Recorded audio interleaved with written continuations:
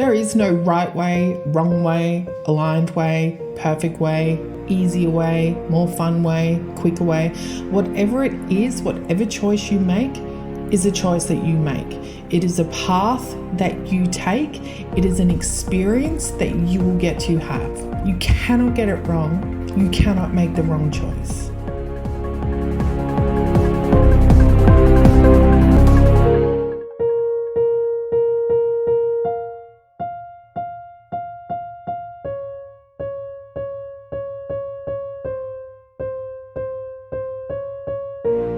For the last few weeks, I have been running recordings on my podcast. Maybe I just needed a break and I didn't want to lose my streak of creating podcasts every week. Not that it matters, but I also think that was something that I wanted to share over the last few weeks was the whole journey of the Maven and the archetypes that I wanted to speak about in there. But now I'm back and I have so many things I want to talk about. I feel like I am bursting with new ideas and new thoughts. And even though I have so many different creative outlets, I feel that at the moment there doesn't seem to be enough places where I can share some of the thoughts that I have or the things that I experience or new ideas and thoughts that I have that I want to get out there in the open. One of the things that I have really discovered, though, is how I want to share my opinion, not so that I can turn people around and make them change their mind or agree with me. It's more of giving you an opportunity to see a new idea, to see a new thought, to see a different perspective. And there are so many perspectives that when you start seeking information and you are on a new learning, knowledge craving path, you will find so many things that people believe in and so many different areas that it's almost impossible to really get a full understanding of everything. So we try to stay on topics or ideas that we really want to get to the bottom of, and then we will find a place within that where we feel comfortable. And this can be for any topic. This can be health related, it can be relationship wise, it can be spiritual, it can be business related, whatever it is. There's certain topics that we may still be open to hearing information from all different sides of the knowledge that is already out there about something.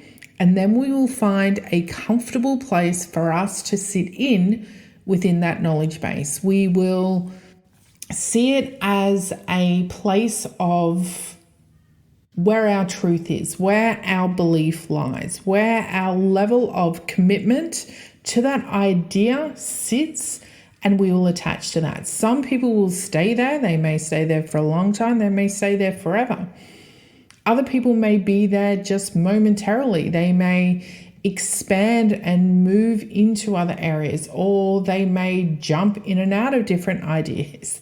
And that is what I do, is jump in and out, not in the way that we think we are not being able to lock ourselves into one idea, but it's allowing that openness of the multitude of ideas across so many different topics and thoughts and any idea you can think of, that having that openness for me allows me to learn more. And even if I decided that I knew everything about one topic, would I still be able to find a comfortability in somewhere out of all those different ideas? Would I be able to piece together different pieces of the information that I found or that I have discovered and be able to put it together in a way that makes sense for me? And that's an open-ended question. I don't have the answer to that question. I don't say, yes, this is how it works and this is how it is. However, I have had to find a way that allows me to work with being in those energies. something that allows me to facilitate the openness of being able to hear different ideas and thoughts and stories, but also somehow exist within that realm. If you take away all your beliefs and places that you sit comfortably in, what are you left with? Because if you're not sitting comfortably in an idea, how do you function? How do you decide what you are going to base your choices on? How are you going to know what your next step is or what the things are that you want to do? How do you navigate your life if it is in pure openness? And this is something that I'm learning, and this is something that I'm really trying to find a way for me to navigate through. And depending on your own knowings and your own thoughts and things that you have been open to and the knowledge that you have found outside of yourself, you would know that there are a lot of schools of thought in the way that we can get the things that we want, in the way that we can achieve the success that we're craving, or creating a way for those desires to come to us. And one of them is listening to our intuitive thoughts, listening to the ideas that come to us and following them and allowing them to guide us and lead us towards the things that we want. We can also let go of all expectations, of all desires, and see where that takes us. We can also be super focused and goal orientated and have a very structured plan and decide not to give up on it no matter what. But which one's right? Which one is the way that you are supposed to go? Which is the path that you are supposed to take? If you are someone who is open to it all, then how do you know which strategy will work for you? How will you know which is going to feel right for you to try in the moment? And if I decided that I wanted to achieve something, I could come up with 3 different ways in which I could do that. I could give you a locked-in strategy and give you clear steps and say, okay, let's do this, and this. Or I could say, no, let's just use our intuition and see what comes to us and let it flow into us, and we'll express it as it comes in. And then I could also say, well, maybe I don't really want that thing that I'm trying to create, or that thing that I'm desiring, or that goal that I'm trying to achieve. Maybe that is coming from another place, and maybe I could just think of the idea, let it go, and see what else permeates, see what else really wants to come through. So which one of those ways am I going to follow? Which is the decision that I'm going to make on one of them? Because I truly believe that it is not going to matter which one of those ideas that we choose. I don't believe we can get it wrong.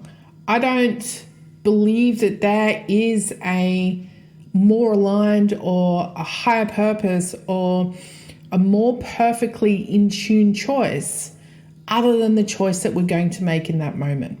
Because when you think about it, if you take on board the idea that when you are aligned and when you're in connection with your higher self, with your God, whatever it is, that you will intuitively bring in whatever you need in that moment to help you fulfill that next step. So if you believed that, then if you did bring in those 3 different ways to achieve something, then aren't those 3 still aligned? The difference is that we then put ourselves in a place where we can choose. And the only difference that there will be in that choice is the path that it takes. It can still lead us towards something. It can still move us into something or onto something, or actually allowing us to create the thing that we actually want. Maybe it will put us on a new path. Maybe it will guide us into something else that is totally different to what we originally started with. So how do we get it wrong? How do we get it right? There is no wrong or right. It's just making a choice. If you can imagine that We exist as energetic, vibrational frequencies of the tiniest thing that your brains can imagine, smaller than atomic particles and quarks and strings, and as small as you can get your mind to believe. If you can believe that that is what we're made up of, and it's not stationary, it's not something that's solid, it's something that does have a vibrational tone to it. It is constantly moving. Think about everything around us. It's constantly moving and changing. The sun rises and sets, whether what we believe in, we know that our days, things change, the weather changes, the plants grow, our bodies change, we grow, our cells are always reproducing. So if you bring it all the way back to the smallest particle you can imagine and know that that is vibrating at a certain level, and that is the essence of who you are. That is the essence of your physical body in whatever way it looks like and how you're perceiving it to be right now. And then imagine everything that is around you, whether it is an experience, an emotion, a belief, a physical, actual object, a monetary substance, whatever it is, that is also made up of one of these tiny particles. That also has its own vibration. So if you look around where you are right now and see that you as this physical piece of matter, and you know, maybe the chair you're sitting in, the couch, the walls around you, the plants around you, even the space around you has its own vibrational frequency. It's what the difference between them is what is giving us the illusion or the conceptual understanding that I am this person and this is a chair and that is a wall, because of the way that those particles are vibrating. You had to zoom into your wall to see that piece of it in a vibrational state. You need some super serious kind of microscope. So then if that means that everything around you right now exists, even the things that you see, you feel, you know, that means the things that you want or the things that you want to achieve exist as well. On some level, somehow, without any actual science, I'm going to try and really break this down of those things exist as well.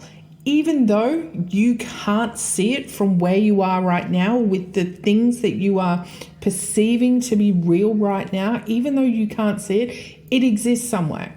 And you will hear Manifesting 101. It's, you know, match the vibration of things you want, and that's how it's going to bring it into your reality. And I am not going to tell you whether that is true or not, but you get to choose whether you believe in that idea, and that is how that thing that you want, that goal, that thing you're trying to achieve will come into your reality. It's not because of you maybe matching the frequency or the vibration of the thing you want, but it's the belief in what you believe in how it comes about. That belief also holds its own vibrational frequency. So the belief in the action of holding that vibrational frequency is what is then going to allow things around you to happen in a sequence in order to bring that thing that you were going to bring into your existence actually into your physical experience or into matter, whatever the thing is you're trying to get. But what happens is, because it all exists, just imagine it's one big blob of existence and every single thing's in that. You, the things around you, the things you want, the feelings that you'd rather have, the experiences, the love, the money, the body, whatever it is, it all exists in this big blob. So when we are trying to move towards something that we want, it is within that big blob of existence. And when we get given or the opportunity to have these different strategies or different paths or different ways to that thing that already exists. It's just going to be a path. It's just going to be some way through that blob where you are going to move closer to the thing you want. So you cannot make the wrong choice. Is there a choice that may be easier? Is there a choice that may be more fun? Is there a choice that is going to be quicker? Maybe, but we don't need to look for that. We have been conditioned, and this is one of those beliefs that we hold a vibration to, of us wanting things quickly, of us wanting them easy, of us wanting them to be simple and fun and enjoyable. And there's nothing wrong with all of that. But because of that, even when we are on a path and we've made a choice towards something, and maybe it isn't so much fun, maybe it is taking too long, we diss that path and we're like, it's not working. This sucks. Wish there was another way. And then we try and create something new that we want to achieve. So instead of us following that original path that we went onto, we will then try and create another path to maybe something slightly different, slightly better, and then we will go on that path. Whereas if we had decided that this was the path and everything is exactly what I am choosing, that easier path that we are looking for, the one that we want to be more fun, the one we want to be quicker, would have come in a lot easier because we were losing the intention of trying to recreate the original thing we wanted. It probably sounds a little bit confusing, but it's like, say you have a road, right? And you're at the beginning of the road, you want to get to the end of the road, and you can start driving, but the road is so long and so straight and you can't even see the end of it yet. And you're like, is there a way around this? Is there a quicker way? Can we go on a bridge or something? Can we speed this up? Can we make the car go faster? And we might look for other ways along the way. So just say we veer off to the left and then we're like, how are we going to get to that thing down the end of the road? Ooh, I know, let's try and find another way from where we're at. Okay, so if we're here and we want to get down to the end of that road, okay, so we need to go this way, that way, and then you end up way off track and you're even further away from the end of that road that you were already traveling on. Whereas if you had continued on that road and not considered another option, or was not maybe the way that the road was going, if it was boring and straight and there wasn't much scenery and you're like, this is so boring. Yet little did we know, if we hadn't have veered off, we would have known that once we got past a certain point that the road actually became shorter. But we didn't know because we didn't get to that spot. We get stuck in the, oh my God, this is taking so long. I better try and recreate something else that I want so that I can start working on that. But all you're doing is creating another road. You're creating another path. So then all these paths towards all these things that we want, we end up with so many, we never get to the end. So you no longer have that straight road from here to the end. Instead, you have all these other roads. You have one to the left, one to the right, one that goes to the left, then to the right, one that goes down. So you have all these different roads leading to the same place, but you just keep driving around, swapping from road to road. So even though when you are faced with those choices and you're still choosing a road, it's still going to take you where it needs to go. It's just in the way that it gets there. And it depends on if that thing that you really wanted, that thing that you were desiring, that thing that's at that end of that road, was it really something that you really wanted? Because even when you start going down those other paths and those other roads, what if you find something else? What if you start going one of those roads and you stop and there's a beautiful little town and you don't want to get to the end of the road anymore? You want to stay in this town for a while.